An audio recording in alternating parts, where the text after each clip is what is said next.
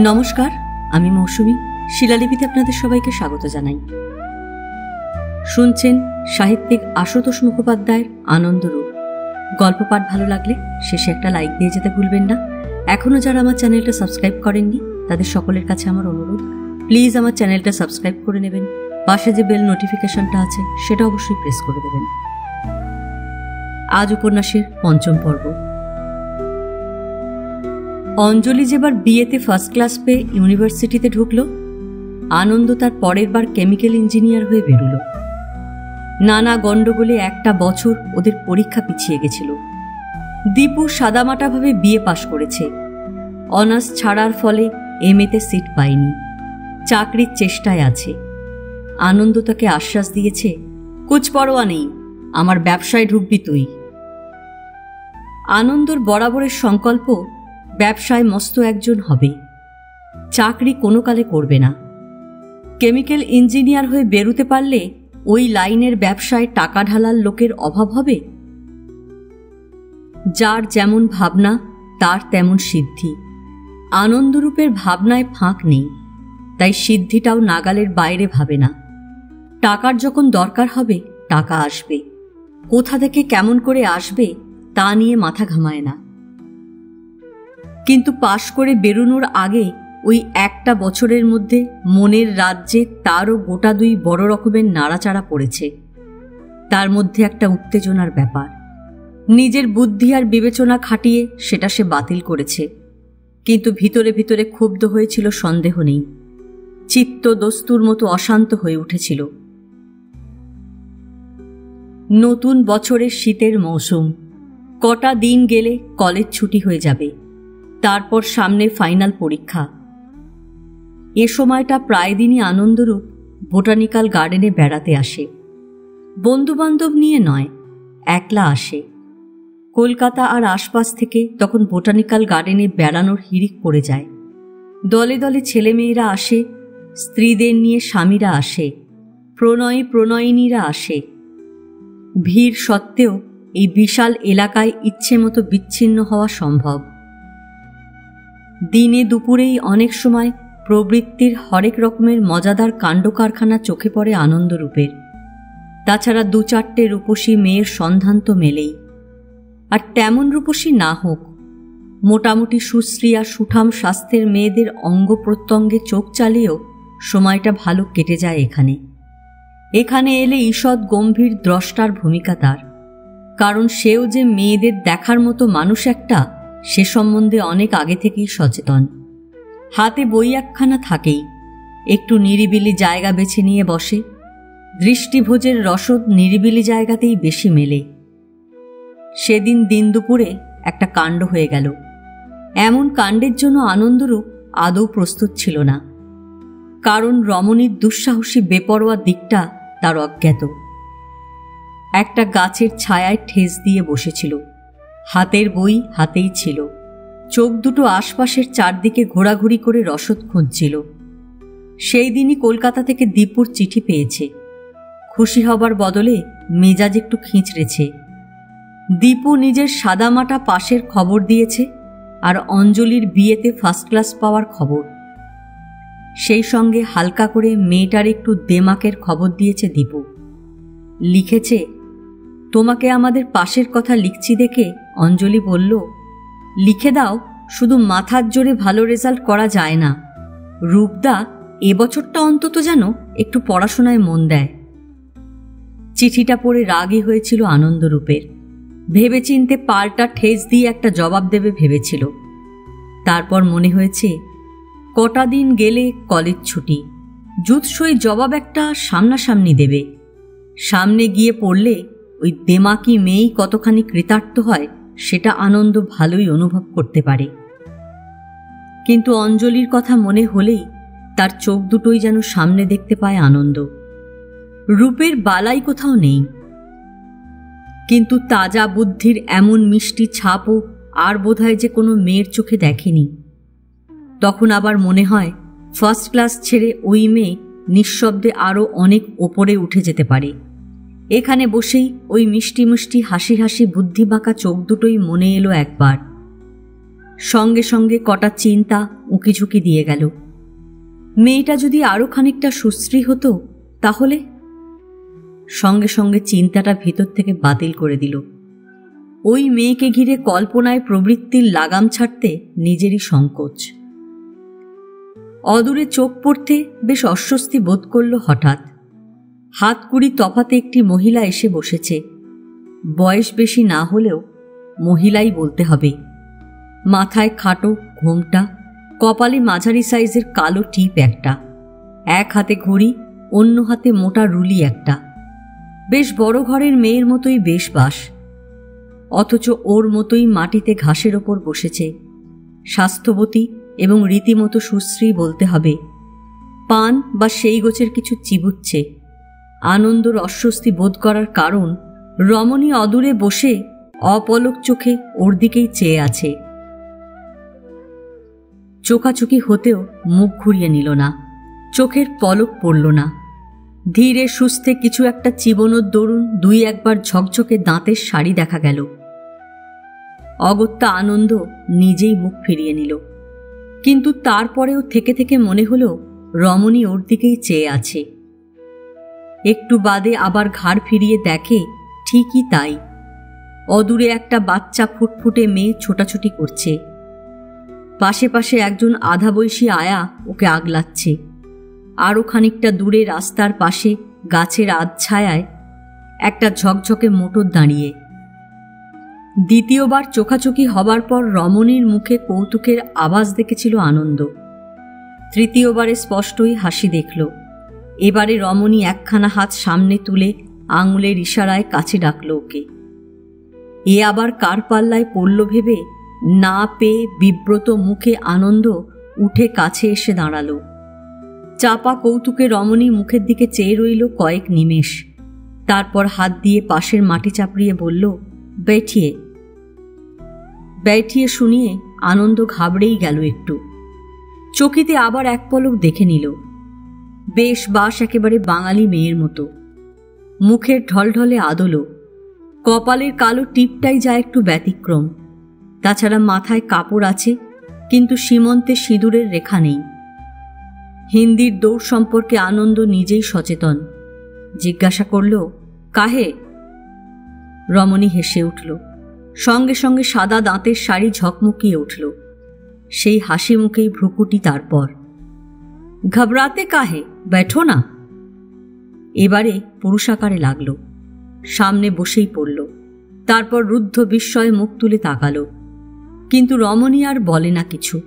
ঠোঁটের ফাঁকে হাসির ঝিলিক।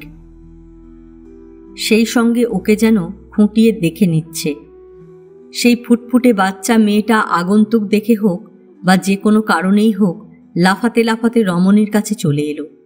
তারপর তার গায়ে ঠেস দিয়ে নতুন মূর্তিখানা দেখতে লাগলো। পিছনে তার আয়াও এসে দাঁড়িয়েছে। রমণী মেয়েটাকে একটু আদর করে আয়ার দিকে ঠেলে দিল। যাও, খা লেও। আয়ার উদ্দেশ্যে নির্দেশ, ইনকো খানা দো। বাচ্চার হাত ধরে আয়া অদূরের গাড়ির দিকে এগোলো। হালকা অথচ বড় একটা নিঃশ্বাস ফেলে রমণী আবার আনন্দর দিকে ফিরল।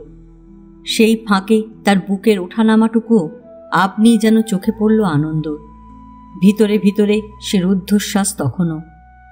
ওদিকে ঠোঁটের ফাঁকে আর চোখের কোণে চাপা হাসির ঝিলিক। ওকে আরও অবাক করে দিয়ে একেবারে বাঙালি মেয়ের মতোই স্পষ্ট বাংলায় জিজ্ঞাসা, কি নাম তোমার? এই বয়সের কোনো অপরিচিত মেয়ে সোজা বাংলায় তুমি করে বললে কানের পর্দায় অন্যরকম লাগে। নাম বলল, আনন্দরূপ। বাহ, চমৎকার নাম তো। ক্ষয়ের ছাড়া পানি চিবুচ্ছে মনে হলো। হাসিমাখা চাউনিটা আনন্দর মুখে স্থির হয়ে বসে রয়েছে। ওই নাম খুব মানিয়েছে তোমাকে। আমার নাম বীণা। দ্বিধা কাটিয়ে আনন্দ জিজ্ঞাসা করল, বীণা কি? জবাব দেবার আগে হেসে উঠল এক প্রস্থ। চোখ দুটো মুখের ওপর থেকে নড়ছে না। বীণা আগরওয়ালার। সুবিধে হলো কি অসুবিধে হলো? রমণীর মাথায় ছিটটিট আছে কিনা চকিতে আনন্দর সেই সংশয়, কিন্তু সেটা বাতিল করতে সময় লাগল না। তার চোখে এমন কিছু আছে যা অভিজ্ঞ কেউ হলে মুহূর্তের মধ্যেই বুঝে নিত। আনন্দ অতটা না বুঝুক, কিছু যেন অনুভব করতে পারছে, কিন্তু ব্যাপারটা এমনই আকস্মিক যে কি বলবে বা কি করবে ঠাউর করে উঠতে পারছে না। ভেতরে কেমন একটা অস্বস্তিকর অনুভূতি। ওরই বয়সী হবে মনে হলো মেয়েটা, 2-1 বছরের বড়ও হতে পারে। বীণা আগরওয়ালের মুখে এবারে ছদ্ম গাম্ভীর্যের আবরণ পড়ল একটা। বয়স্কা রমণীর মতোই জেরা শুরু করে দিল সে, তুমি পড়ো এখানে? আনন্দ মাথা নেড়ে সায় দিল। কোথায় পড়ো? বলল, ইঞ্জিনিয়ারিং। কোন সাবজেক্ট? কেমিক্যাল। কোন ইয়ার? Final year. তোমার হাতে ওটা কি বই? পড়ার বই। ঠোঁটের ফাঁকে হাসির রেখা পড়ছে আবার। বই নিয়ে তুমি এখানে পড়তে আসো? একটু আধটু পড়ি। বীণা আগরওয়াল জোরেই হেসে উঠল হঠাৎ। ঝকমকে দাঁতের শাড়ির সবটাই দেখা গেল। শরীর দুলে উঠল এক প্রস্থ, মাথার ছোট ঘোমটা খসে পড়ল। দেহতটের কানায় কানায় কিছু যেন ভরাট হয়ে আবার তেমনি চকিতে মিলিয়ে গেল। তুমি একটি মিথ্যেবাদী, 1 ফোঁটাও পড়ো না। 2 দিন আগেও তোমাকে ভালো করে লক্ষ্য করেছি।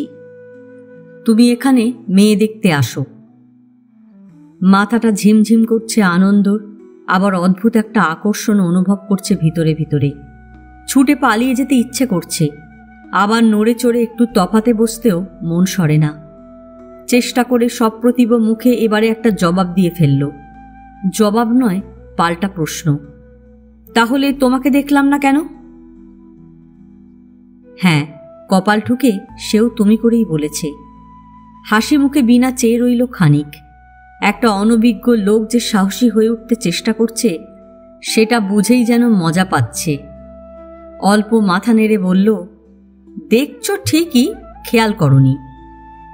আমার মাথায় এর থেকে ঘোমটা ছিল। সঙ্গে আরো মেয়ে ছেলে আর ভুড়িওয়ালা লোক ছিল 2 জন। তুমি দেখতে পেলেও দেখবে কেন?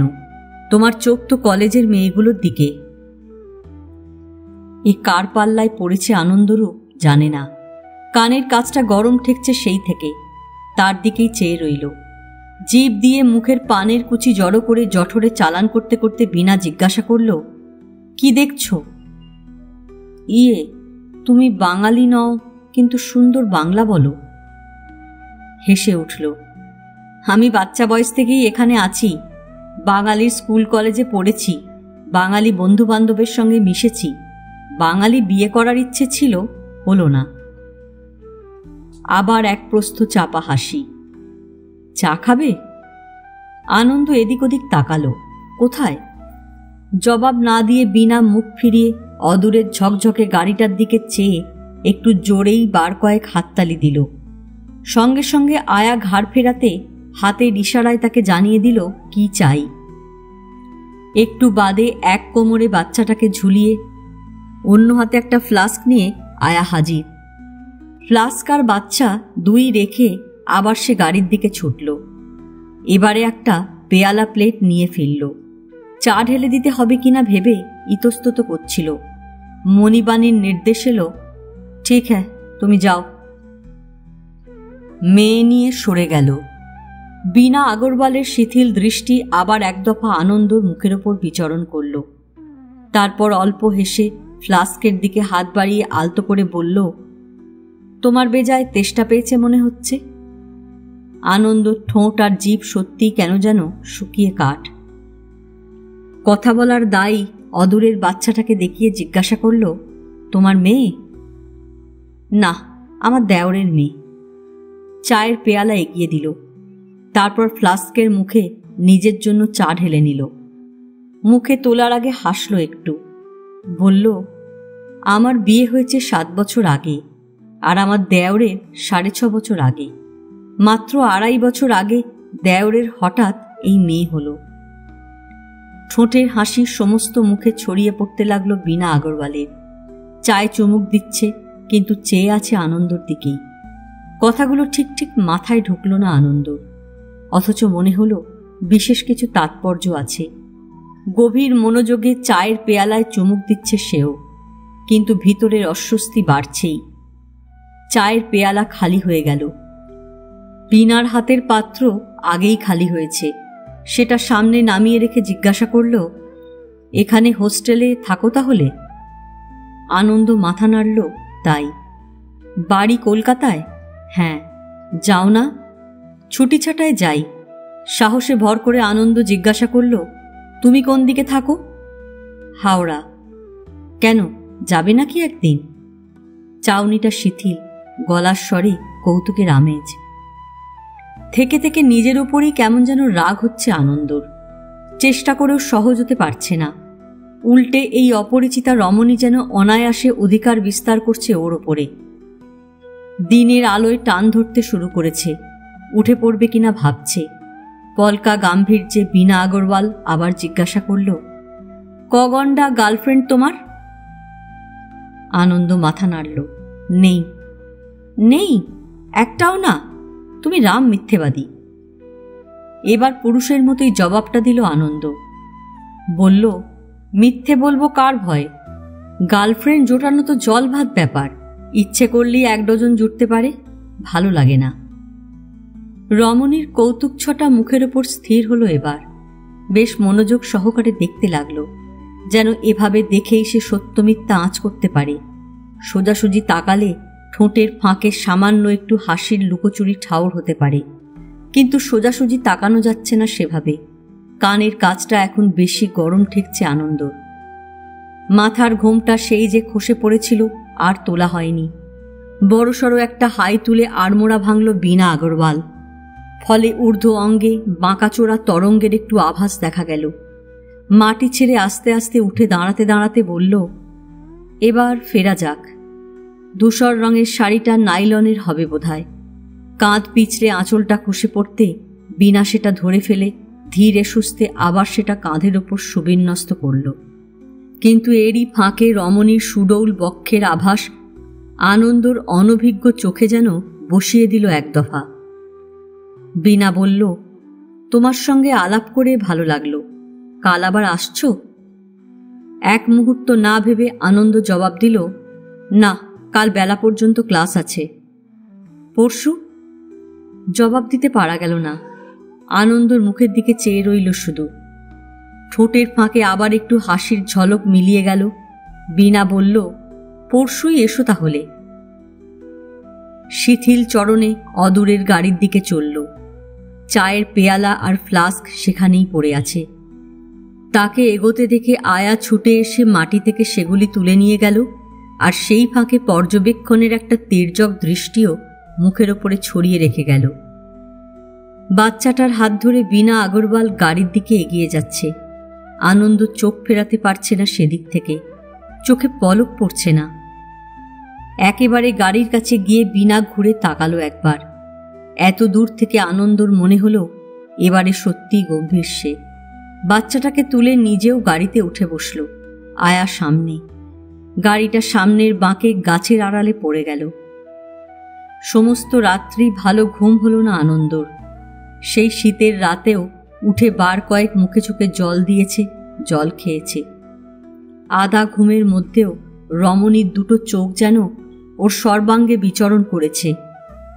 তারও যেন ঈষৎ উষ্ণ স্পর্শের মতো অনুভূতি আছে একটা। সেটা যন্ত্রণাদায়ক অথচ লোভনীয়। পরদিন পড়াশোনা আর ক্লাস দুই মাথায় উঠল। নিজের উপরে রাগ হতে থাকল। কেন মিছিমিছি বেলা পর্যন্ত ক্লাসের অজুহাত দেখাতে গেল?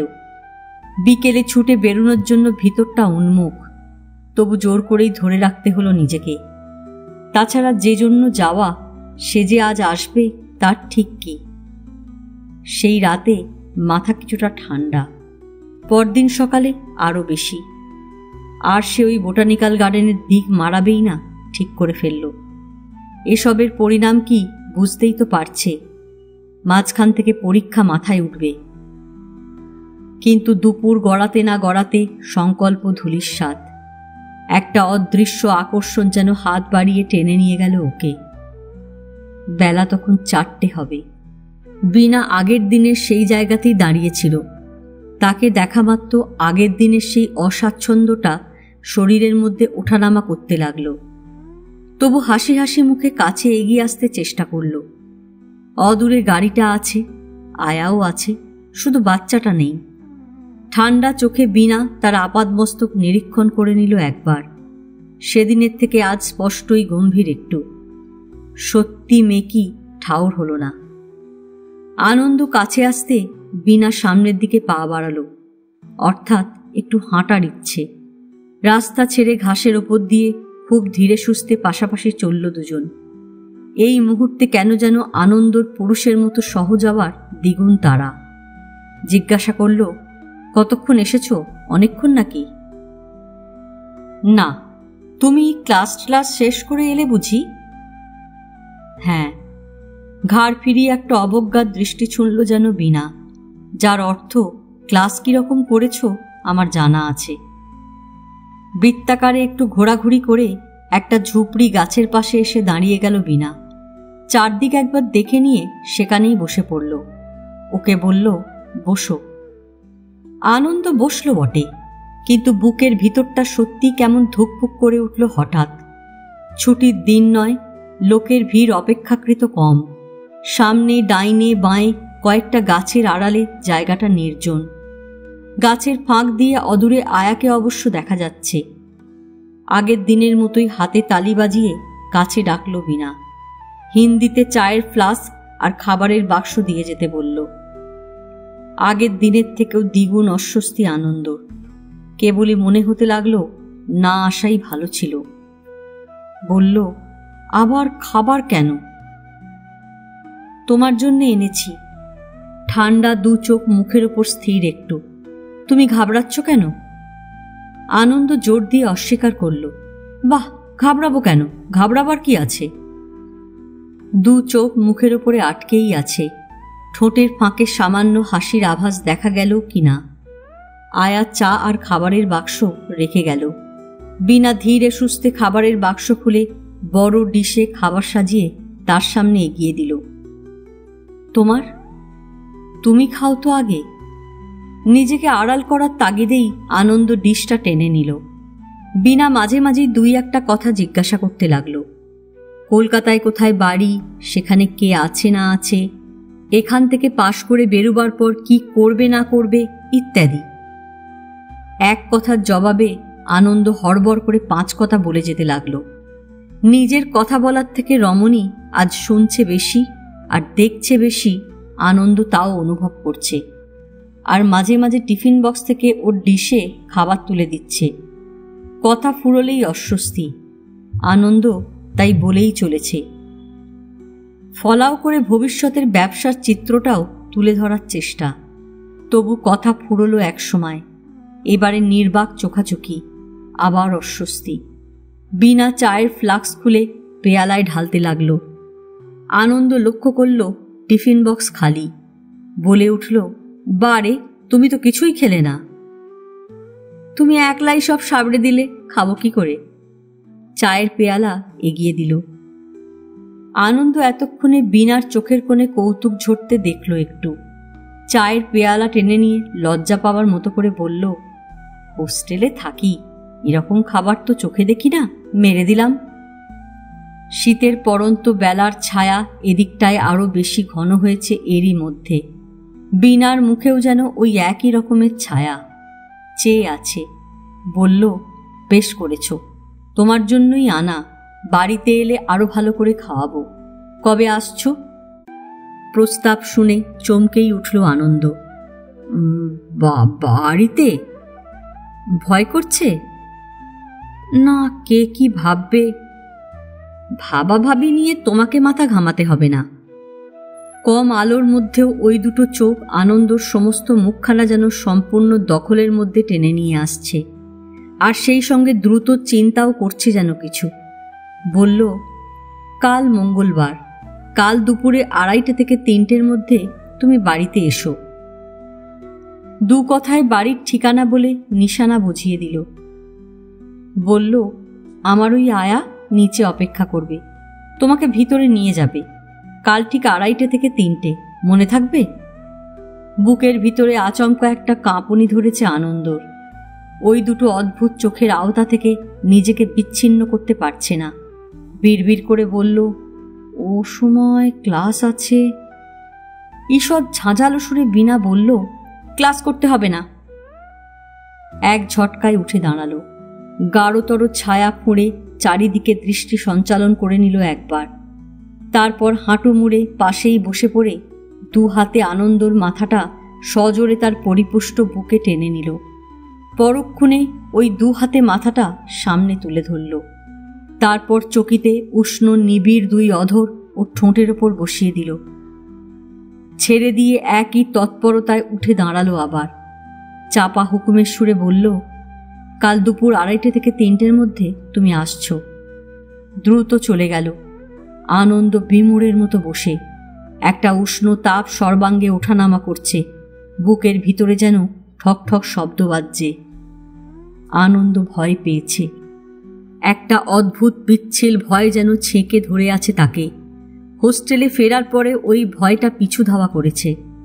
সামনে এত বড় শীতের রাত্রি, এই রাত কাটবে কি করে আনন্দ জানে না। তারপর দিন, ওই দিনটা গ্রাস করবে তাকে। আনন্দ হাজার চেষ্টা করেও নিজেকে উদ্ধার করতে পারবে না, জানে তাকে যেতে হবে।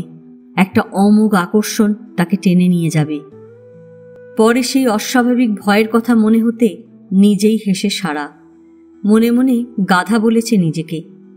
পরের কথা পরে, সেই সন্ধ্যায় ওর মাথাটাই খারাপ হয়ে গেছিল। হঠাৎ শরীর খারাপের অজুহাতে সোজা কলকাতায় পালিয়ে এসেছে। ওকে এ সময় দেখে কাকা কাকিমা অবাক, দীপু অবাক, অঞ্জলি অবাক।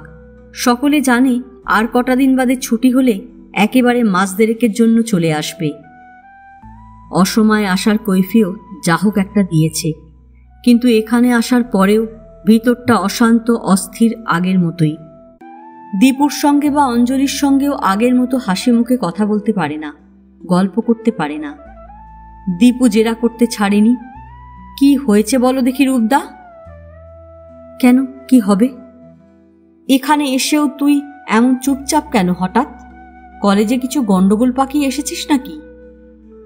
আরে না না, সেসব কিছু না। মোহগ্রস্তের মতো 2 দিন কাটিয়ে আনন্দরূপ আবার হোস্টেলে ফিরে গেল। দীপুর ভিতরটা কতখানি সন্দিগ্ধ হয়ে উঠেছে টের পেল না। রূপদার এরকম মুখ ভার নিয়ে আসা যাওয়াটা বিশেষ ব্যতিক্রম। এই ব্যতিক্রম অঞ্জলির চোখেও পড়েছে। দীপুকেই জিজ্ঞাসা করেছে, রূপদার হঠাৎ কি হয়েছে বলো তো? অঞ্জলি দীপুর থেকে মাস কয়েকের ছোট, নাম ধরে ডাকলেও তুমি করে বলে। দীপু গম্ভীর, আমার মনে হয় মেয়ে ঘটিত ব্যাপার কিছু। ধ্যাত, অঞ্জলি লজ্জা পেয়েছে। ধ্যাত নয়, হঠাৎ কোনো মেয়ের তাড়া না খেলে রূপদার মেজাজপত্র এরকম হবে কেন? ব্যাপারখানা টেনে বার করতে হবে। অঞ্জলি হঠাৎ হেসেছে খুব, বলেছে, তাহলেও রূপদার দোষ কি বলো? যে চেহারা তাড়া খেতেই পারে। নিজেই লজ্জা পেয়ে ঘর ছেড়ে পালিয়েছে। তারপর দীপু পরদিন তার সন্দেহের কথা আনন্দকে লিখেছে, সেই সঙ্গে অঞ্জলির মন্তব্য।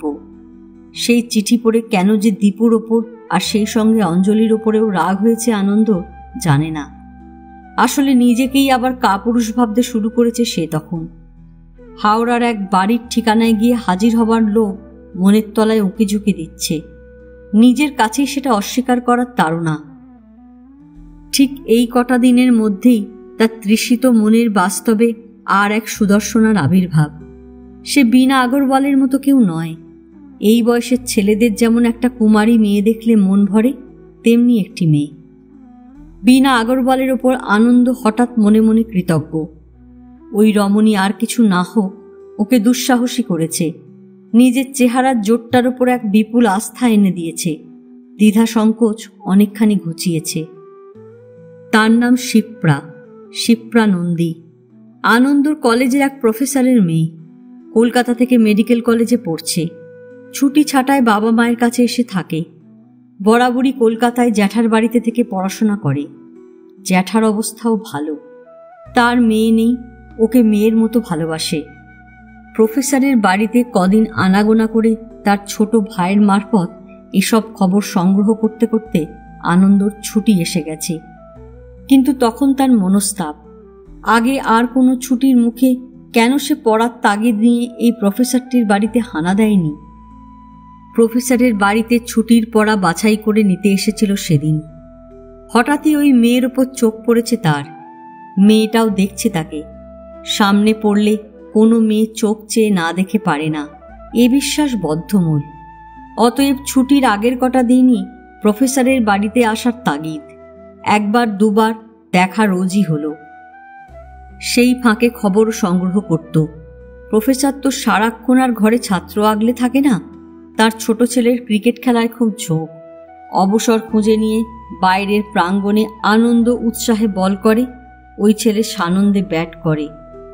দাওয়ায় দাঁড়িয়ে তার দিদিও দেখে এক এক সময়। সন্তর্পণে তার কাছ থেকেই খবর বার করল আনন্দ। দিদির নাম শিপ্রা। আনন্দর বিবেচনায় বড় সুন্দর নাম। দিদি গেল বছর মেডিকেল কলেজে ভর্তি হয়েছে। লম্বা ছুটিতে বাড়ি এসেছে। মেডিকেল কলেজে পড়ে। বাহ, আনন্দ নিজের মনেই তারিফ না করে পারে না। আনন্দর অবাঞ্ছিত ছুটিটা এসেই গেল। হোস্টেলও বন্ধ, কিন্তু ফাইনাল পরীক্ষা আসছে বলে হঠাৎ তার পড়াশোনায় এত উৎসাহ যে এখানেই একটা মেসে থাকার ব্যবস্থা করে ফেলল।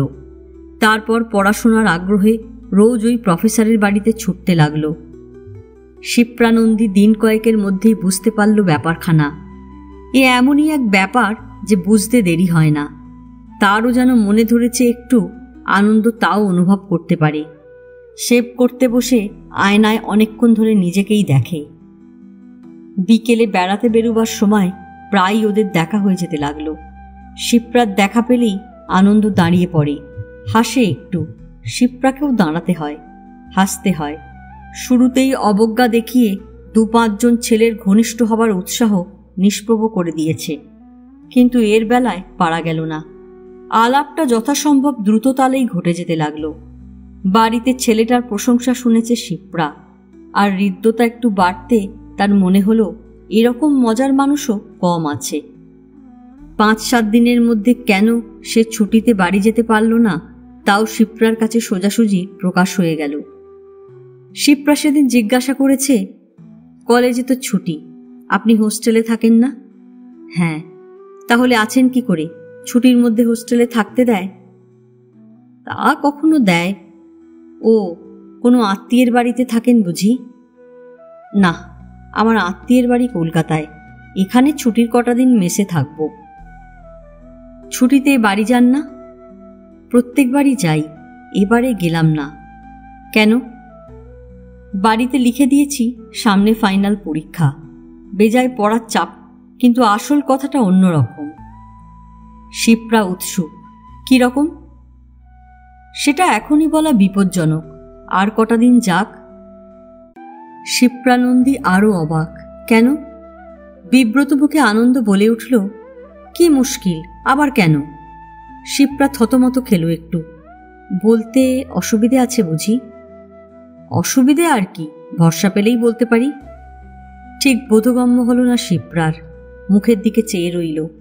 দূরের দিকে চোখ রেখে আনন্দ বলল, এক এক সময় এমন এক একজনের সঙ্গে দেখা হয়ে যায় যখন কেবলই মনে হয় সমস্ত জীবন ধরে আমি যেন তারই জন্য অপেক্ষা করে আছি। সেই রকম কাণ্ডই হয়েছে হঠাৎ। দেখা হয়েছে কারো সঙ্গে? হ্যাঁ। কার সঙ্গে? আমার সামনে যে দাঁড়িয়ে তার সঙ্গে। এই জন্যই আমি ছুটির মধ্যেও এখানে পড়ে আছি আর মেসের শাকচচ্চড়ি খাচ্ছি। শুনে শিপ্রা আরক্ত, কিন্তু এই গোছের বেপরোয়া সত্য ভাষণের একটা আবেদনও আছে। সেও স্বভাবতই কৌতুক বোধ করে, আকৃষ্ট হয়। ওদিকে বাড়ির লোক, এমনকি প্রফেসর পর্যন্ত তার অন্তরঙ্গ হয়ে ওঠাটা লক্ষ্য করেছে। এমন সুন্দর চেহারা, মস্ত বড় লোকের ছেলের মতোই তার চালচলন, অথচ হাসি খুশি স্বভাব। মেয়ের বাবা মা স্বাভাবিক কারণেই ছেলেটার ওপর বিরূপ হতে পারলেন না। ওদিকে মেয়েটার ভাবগতিকও দেখছেন তাঁরা। ওই ছেলে পড়তে এলে কেমন উসকুস করতে থাকে।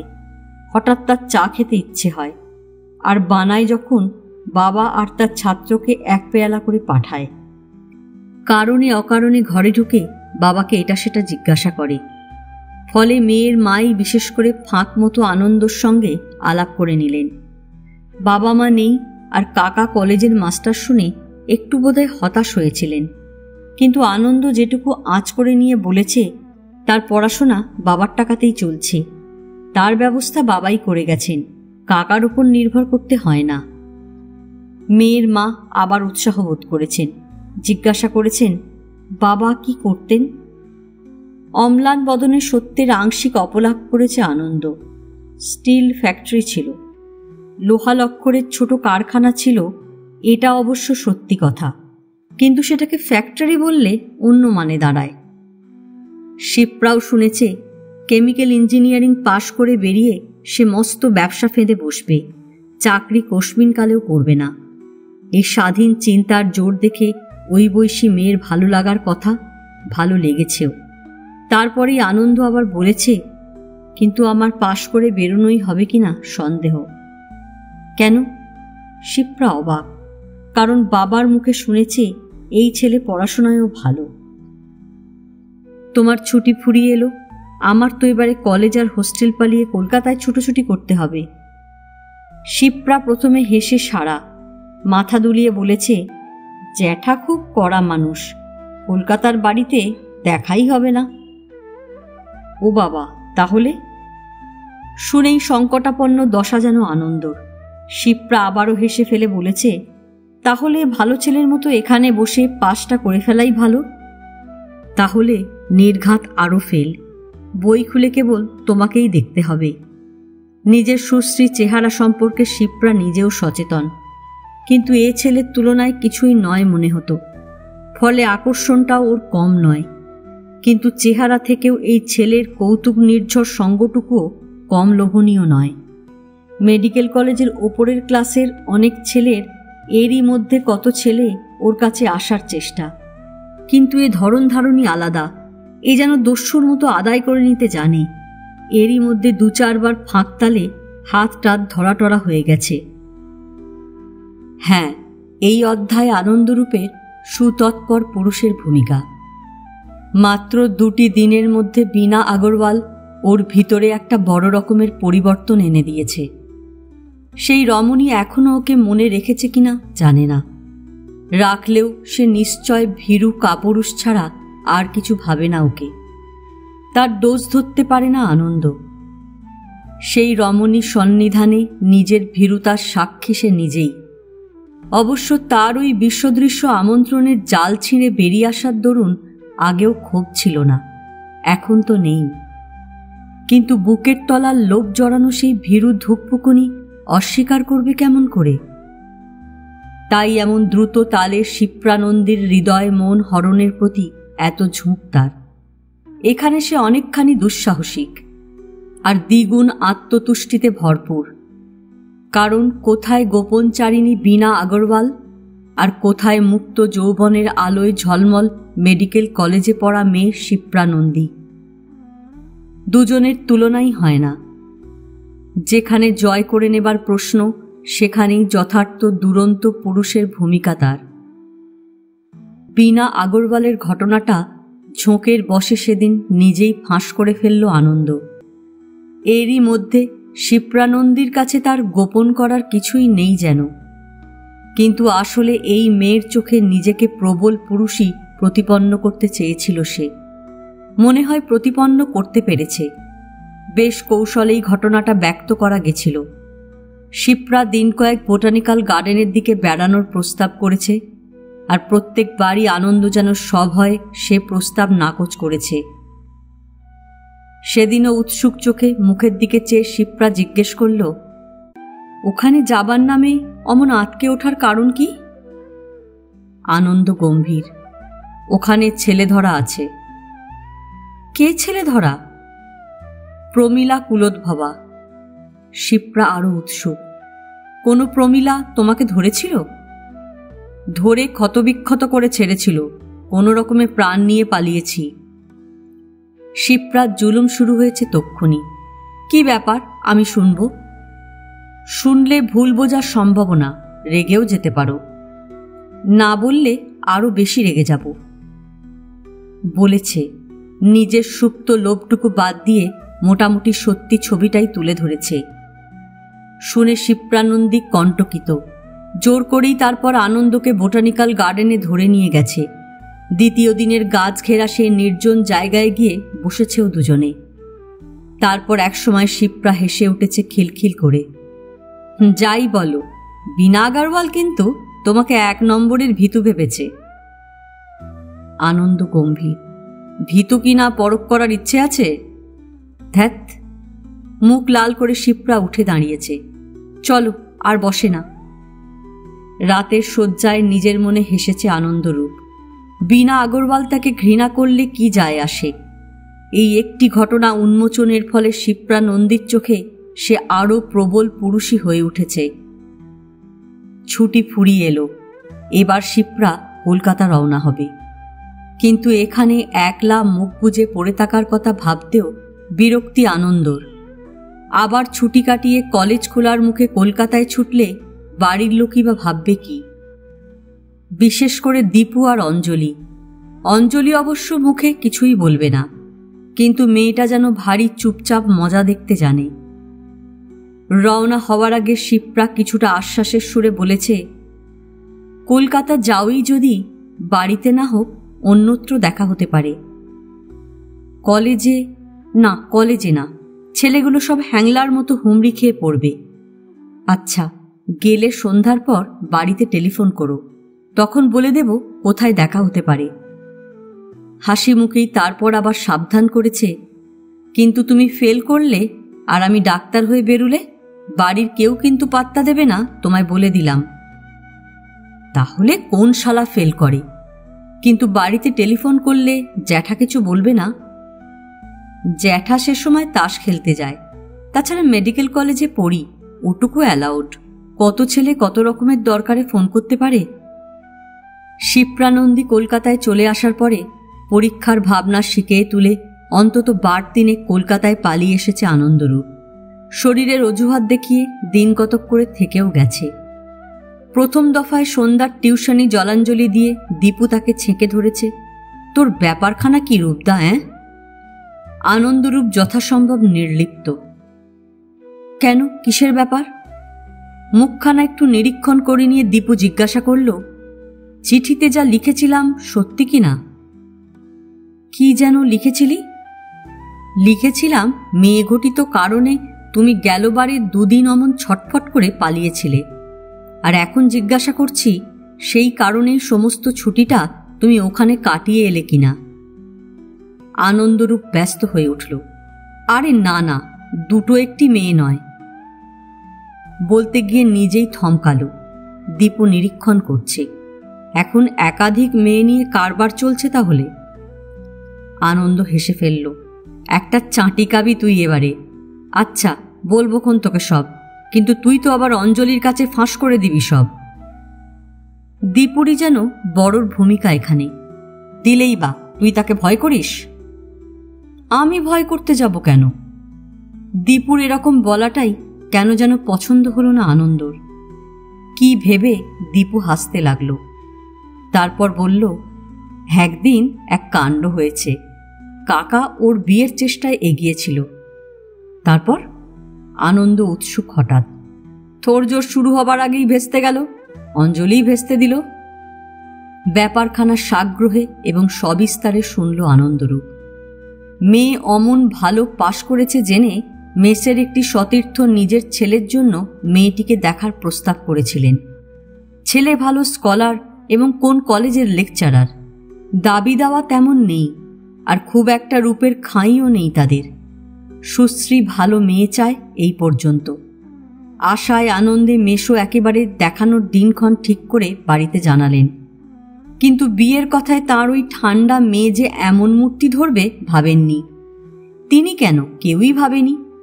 তার মাকে এক প্রস্ত বকাঝকা করে নিজেই বাবাকে সোজা জানিয়ে দিল, এসব চিন্তার এখন দরকার নেই।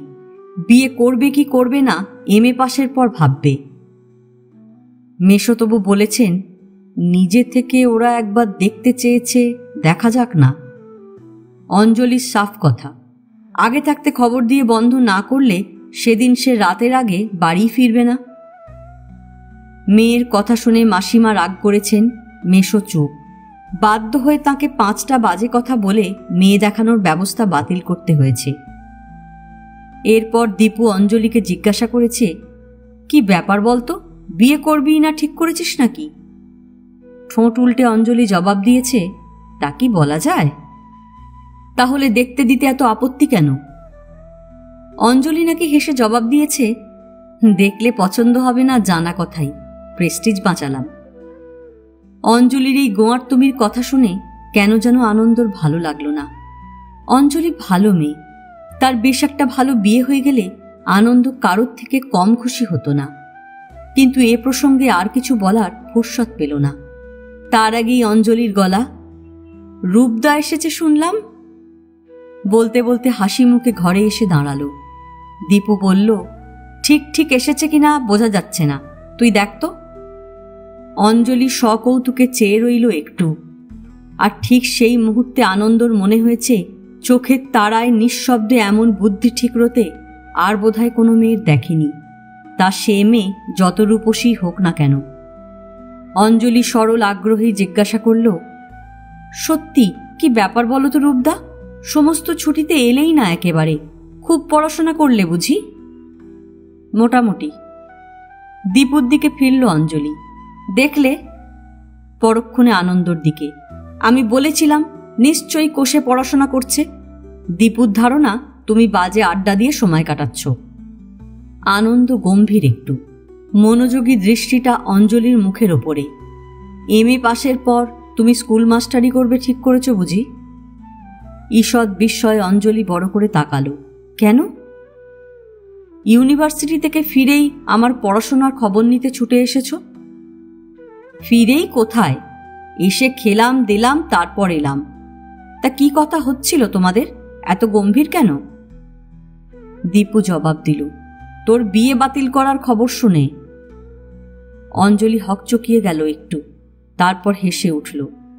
আনন্দর এবারে আসার মধ্যেও কোথাও যেন একটু ব্যতিক্রম অনুভব করেছে দীপু আর অঞ্জলি। বিশেষ করে ছুটি কাবার করে আসার অর্থটা তাদের মাথায় ঢুকছে না। কিন্তু একবার নয়, দিন কতকের ফারাকে আরও দুবার এলো। বিকেল 4টে বাজতে বাড়িতে আর তার টিকিট দেখা মেলেনি সেই রাতের আগে। শিপ্রার সঙ্গে ময়দানে আর গঙ্গার ঘাটে বেরিয়েছে, সিনেমা দেখেছে, রেস্টুরেন্টে খেয়েছে। শিপ্রা অনেক সময় রাগ দেখিয়েছে, এবারে তুমি শিবপুরে পালাও বলছি, আমার পড়াশোনার ক্ষতি হচ্ছে, তাছাড়া বাড়িতে কলেজের নাম করে মিছে কথা বলতে হচ্ছে। আর আনন্দরূপ কাব্য করে উঠেছে, এই ক্ষতির সবটাই লাভের খাতায় জমা হচ্ছে। আর এই মিথ্যের থেকে সত্য সুন্দর দুনিয়ায় আর কিছু নেই। আচ্ছা, এ সম্পর্কে কালিদাস বা রবি ঠাকুর কিছু লিখে যায়নি? না, তুমি লেখো। শিপ্রা হেসে উঠেছে।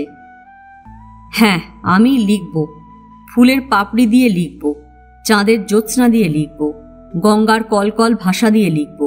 ঘোড়ার ডিমের কেমিক্যাল ইঞ্জিনিয়ারিংটা একবার পাশ করতে পারলে হয়। এসব ব্যাপার বিশ্বস্ত তৃতীয় কানে তুলে দিতে পারলে ভোগের আনন্দ বাড়ে হয়তো। এত আনন্দ আনন্দরূপ নিজের মধ্যে ধরে রাখতে পারেনি। একজনকে বলতে পারে এবং তাই বলেছে, সে দীপঙ্কর। আর বলতে আরম্ভ করলে কেটে ছেটে বলার পাত্র নয় আনন্দরূপ। দীপুরও সেটা শোনার আর রোমাঞ্চিত হওয়ার বয়স। কিন্তু রূপদার থেকে ছেলেটা অনেক বেশি প্র্যাকটিক্যাল। তার উপর চাকরি খুঁজে হন্যে হয়ে এখন সকাল বিকেল দুটো টিউশনি করে হাত খরচ চালাচ্ছে। ঘুরিয়ে ফিরিয়ে সতর্কও করেছে তাকে, পাশ করে ব্যবসাটা ভালো মতো ফেঁদে বসার দিকে এখন বেশি মন দাও, নইলে বড় ঘরের মেয়ে, চেহারাও ভালো বলছো, হুট করে কবে বিয়ে হয়ে যাবে ঠিক নেই। আরে না না, ব্যবসায় লাল তো হবই একদিন না একদিন। তাছাড়া ওই মেয়ের এ জীবনে আর অন্য কাউকে মনে ধরবে ভাবিস? সে সম্ভাবনার 12টা বাজিয়ে দিয়েছি। দীপু শঙ্কিত, তার মানে গন্ডগোল টন্ডগোল হয়ে গেছে নাকি? কি বলতে চায় বুঝে আনন্দ ওর পিঠে এক থাপ্পড় বসিয়ে দিয়েছে। তুই একটা রাবিশ। মেয়েদের আসল গন্ডগোলের জায়গা হৃদযন্ত্রের ভিতরে, ওদিকটা ধরে নাড়াচাড়া করে দিতে পারলেই তাদের 12টা বেজে গেল, বুঝলি? দীপু বুঝেছে রূপদার উপর তার অগাধ আস্থা। ব্যবসায় বড় যে হবেই একদিন, সে বিষয়ে ওরও কোনো সংশয় নেই। রূপদা হলো গিয়ে একটা মানুষের মতো মানুষ, যেখানে গিয়ে দাঁড়াবে আসর মাত। কিন্তু রূপদার এই প্রণয়ের ব্যাপারটা অঞ্জলির কানেও তুলে না দিয়ে পারল না সে। অঞ্জলি এখন দূরসম্পর্কের মাস্তুতো বোন নয়, বিশ্বস্ত বন্ধুও। সময় কাটাবার দরকার হলে ওর সঙ্গেই গল্প করতে সব থেকে ভালো লাগে। অঞ্জলির সঙ্গে রূপদার বলতে গেলে আত্মীয়তার সম্পর্ক কিছুই নেই, সেটা এখন আর মনে থাকে না। সম্পর্কটা ওদের মতোই ভাবে। অঞ্জলি শুনেছে, শোনার আগ্রহ দেখিয়েছে, কিন্তু কোনো রকম মন্তব্য করেনি। শোনার পর বলেছে, তোমার বাহাদুরি আছে। সেই কবেই তো তুমি এই সন্দেহ করেছিলে আর রূপদাকে চিঠি পর্যন্ত লিখেছিলে। দীপুর বিব্রত মুখ, মাথা চুলকে বলেছে, সেই সেবারে সেটা শুনেছি এই মেয়ে নয়, আর এক মেয়ে। গোড়ার ওই ব্যাপারটা নাকি একদম বাজে, আর এই মেয়েটা একেবারে নির্ভেজাল ভালো। অঞ্জলি হাঁ খানিকক্ষণ, তারপর হাসতে লাগল। সঙ্গে সঠিক মন্তব্য, রূপদার জন্যে এভাবে মেয়েরা লাইন দিতে শুরু করলে এই মেয়ের মধ্যেও না ভেজাল বেরোয় আবার। দীপু হাসি মুখেই রূপদার পক্ষ নিয়েছে। ওই চেহারা দেখে মেয়েরা যদি ছুটাছুটি করে, রূপদার কি দোষ? অঞ্জলি সায় দিয়েছে, তা বটে। উৎসুক একটু, গোড়ার বাজে মেয়েটার সম্পর্কে কিছু জিজ্ঞাসা করেছিলে? কি জিজ্ঞেস করব? চেহারাপত্র বাজে না মেয়ে বাজে নাকি বাজে জিজ্ঞেস করব? অঞ্জলি ব্যস্ত সমস্ত। থাক বাপু, আমি কোনো কথা বলেছি খবরদার বলবে না। রূপদাকে একটু বরং পড়াশোনায় মন দিতে বলো। সেটা বলা হয়েছে, কিন্তু রূপদার কানে ঢুকেছে কিনা সন্দেহ। দীপুর সঙ্গে শিপ্রানন্দীর একদিন আলাপও করিয়ে দিল আনন্দ। তিনজনে বেড়ালো, রেস্টুরেন্টে খেলো। দীপু চুপি চুপি অঞ্জলির কাছে সে গল্প সবিস্তারে করেছে আবার। তখনও অঞ্জলি হেসেছে আর শিপ্রানন্দীর প্রশংসা শুনে টিপ্পনি কেটেছে, দাদার ওই পাত্রীর রূপে গুণে তুমিও মুগ্ধ হলে কিন্তু কেলেঙ্কারি। দীপু হেসেছে, তোর যেমন কথা ওরকম মেয়ে আমাকে বাজার সরকারও রাখবে না।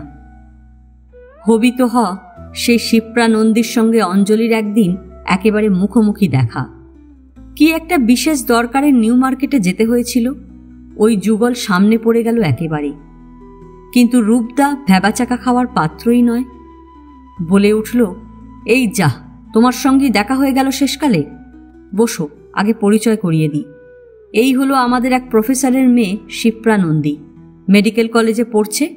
আর শিপ্রা, এ হলো অঞ্জলি, আমার দূরসম্পর্কের বোন হয় বলতে পারো। একই বাড়ির ওপরে নিচে থাকি আমরা। ব্রিলিয়েন্ট মেয়ে, ইকোনমিক্সে বিএতে ফার্স্ট ক্লাস ফার্স্ট, এমএ পড়ছে। না, ব্রিলিয়েন্ট মেয়ের চেহারাপত্র দেখে শিপ্রানন্দীর মনে এতটুকু দুর্ভাবনার ছায়া পড়েনি। অঞ্জলি তাকে দেখেছে আর অল্প অল্প হেসেছে। বলেছে, রূপদা ওরকম বাড়িয়ে বলে, আমি একেবারে সাধারণ মেয়ে। তারপর আনন্দর দিকে চেয়ে ভ্রুকুটি করেছে একটু। এত লুকিয়ে না বেরিয়ে নিয়ে এসো না একদিন। আনন্দ বলেছে, দাঁড়াও, পরীক্ষাটা হয়ে যাক আগে। এখন আমার এই মতিগতি জানলে কাকিমা তো ঠ্যাঙানি দিতে আসবে। সেই বিকেলে রূপদা ওকেও ছাড়তে চায়নি, কিন্তু অঞ্জলি বাড়িতে কাজের অজুহাত দেখিয়ে পালিয়ে এসেছে।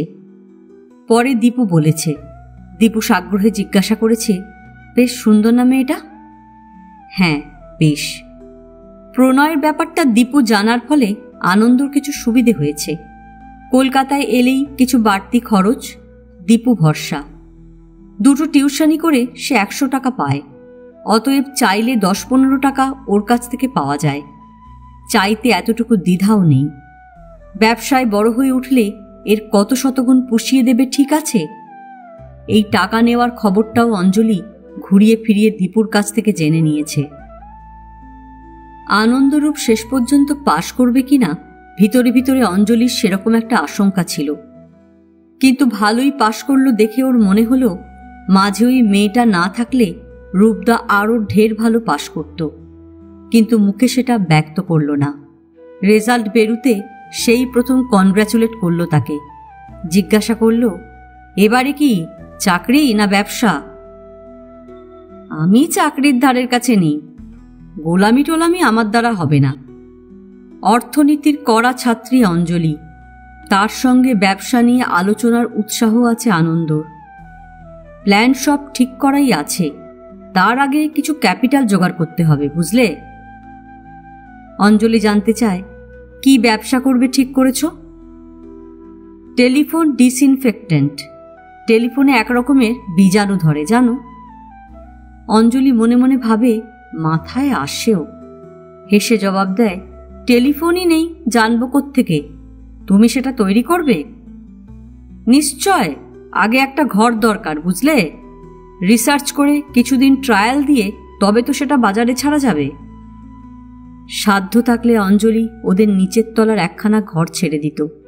দ্বিধা কাটিয়ে জিজ্ঞাসা করল, ক্যাপিটাল জোগাবার লোক পেয়ে গেছ? না, আমার বন্ধু বান্ধবদের সঙ্গে কথাবার্তা হয়ে গেছে, ঠিক পেয়ে যাব। অঞ্জলি সকৌতুকে জিজ্ঞাসা করে বসেছে, তুমি চাকরি করো, শিপ্রাও তা চায় না বুঝি? এবারে আনন্দরূপ সচকিত একটু। বাহ, তার চা না চাওয়ার ওপর আমি নির্ভর করে চলবো নাকি? তবে কার ওপর নির্ভর করে চলবে? হঠাৎ কিরকম যেন অস্বস্তি বোধ করেছে আনন্দরূপ। এই নিরীহ কালো মেয়ের বুদ্ধির ছাপ সর্বদাই বেশি প্রখর মনে হয়েছে, কিন্তু তার তলায় এই প্রথম কি যেন একটু লক্ষ্য করল আনন্দরূপ। অস্বস্তি সেই কারণে। জবাব দিল, নিজের উপরই নির্ভর করার ইচ্ছে। অঞ্জলি বলল, বাঁচা গেল। আনন্দর মনে হলো টিপ্পনি কাটল। 3-4 মাস ব্যবসার প্ল্যান মাথায় নিয়ে সোৎসায় ঘোরাঘুরি করল, কিন্তু কিছুতে আর সুবিধে হয় না। যে অবস্থাপন্ন সহপাঠীরা আগে উৎসাহ জুগিয়েছিল, তারা যে যার চাকরির দরখাস্ত করে চলেছে এখন। ফলে আনন্দরূপ ভিতরে ভিতরে অসহিষ্ণু হয়ে উঠেছে। এদিকে স্বভাব বদলায়নি একটুও। কলকাতায় থাকার দরুন হাত খরচও বেড়েছে। তার ওপর শিপ্রার সঙ্গে নৈমিত্তিক দেখা হয়, সেই কারণেও খরচ আছে। পরীক্ষায় পাশ করার পর আনন্দ বুক ফুলিয়ে শিপ্রার জ্যাঠার বাড়িতে হানা দিয়েছিল একদিন। খবর পেয়েছিল শিপ্রার বাবা মা তখন এখানে। অতএব তাঁদের পরীক্ষা পাশের প্রণাম ঠুকতে গেলে আটকাবে কি? তারা সমাদরে গ্রহণ করেছেন ওকে। শিপ্রা জ্যাঠাজেঠির সঙ্গে পরিচয় করিয়ে দিয়েছে। ভবিষ্যৎ সম্ভাবনার আভাসও অব্যক্ত ছিল না নিশ্চয়। ফলে আনন্দর কাছে জ্যাঠার বাড়ির দরজাও উন্মুক্ত। দীপু সামান্য একটা চাকরি জুটিয়েছে, 150 টাকা মাইনে। সকালের টিউশনি ছেড়েছে, রাতেরটা রেখেছে। তার এখনো দৃঢ় আশা, রূপদার ব্যবসা জমে উঠলে তারও কষ্টের দিন ফুরবে। রূপদার হাত খরচ আপাতত সেই জুগিয়ে আসছে। কষ্টের টাকার ওপর রূপদার যদি এতটুকু মায়া থাকত। আনন্দ সেদিন বারবার বিরক্ত মুখে ওপর নিচ করছিল। কেউ যে তাকে লক্ষ্য করেছে সে খেয়াল নেই। দীপুর অপেক্ষায় আছে সে। 10টা টাকা ভয়ানক দরকার তার। 6টার শোয়ের আগে মেট্রোর সামনে এসে দাঁড়াবে শিপ্রা। দুজনের সিনেমায় যাবার কথা। বলা বাহুল্য, টিকিট আনন্দই কাটবে। কিন্তু দীপুর কাছ থেকে টাকাটা চেয়ে রাখতে ভুলে গেছে। ওর ফিরতে প্রায় 6টাই বাজে। কোনোদিন আবার আরও দেরিতে ফেরে। কাকিমার কাছ থেকে ভাঁওতা দিয়ে শেষ পর্যন্ত টাকাটা বের করতে হবে ভেবেই বিরক্তি। তবু আশা 5:30টার মধ্যেও দীপু যদি এসে পড়ে। তৃতীয় দফা নিচের বারান্দায় এসে দাঁড়াতে অঞ্জলি হঠাৎ কাছে এসে জিজ্ঞাসা করল, এত ব্যস্ততা কিসের? দীপুর জন্য নাকি? হ্যাঁ। মুখের দিকে চেয়ে অঞ্জলি মুখ টিপে হাসতে লাগল। হাসছ যে? বেশি টাকার দরকার না হলে আমাকে বলে দেখতে পারো, কত চাই? আনন্দ বিব্রত বোধ করল একটু। বেশি না, 10। কিন্তু তুমি বুঝলে কি করে? অঞ্জলি হেসেই জবাব দিল, তোমার সুন্দর মুখের দিকে তাকালেই ভেতরটা ধরা পড়ে যায়। আনন্দ সেই দিনের মতোই অস্বস্তি বোধ করেছে, তার থেকেও বেশি। মেয়েটার চোখের তারায় প্রখর বুদ্ধির ছটা, তার তলায় যেন আরও কিছু। অঞ্জলি ঘরে গিয়ে একটা 10 টাকার নোট এনে দিল হাতে। দ্বিধাগ্রস্ত মুখ দেখে হেসেই আবার বলল, অমন কিন্তু কিন্তু করছো কেন? আমার তো ডবল লাভ, তোমার সঙ্গে সবসময় আমার ডবলের হিসেব। আনন্দ টাকা নিয়ে চলে গেছে, কিন্তু অস্বস্তি থেকেই গেছে। আজ এ পর্যন্তই। উপন্যাসের 6ষ্ঠ পর্ব নিয়ে অন্যদিন আসব। গল্প পাঠ ভালো লাগলে লাইক, শেয়ার, কমেন্টস করতে ভুলবেন না। আজকের মতো নমস্কার।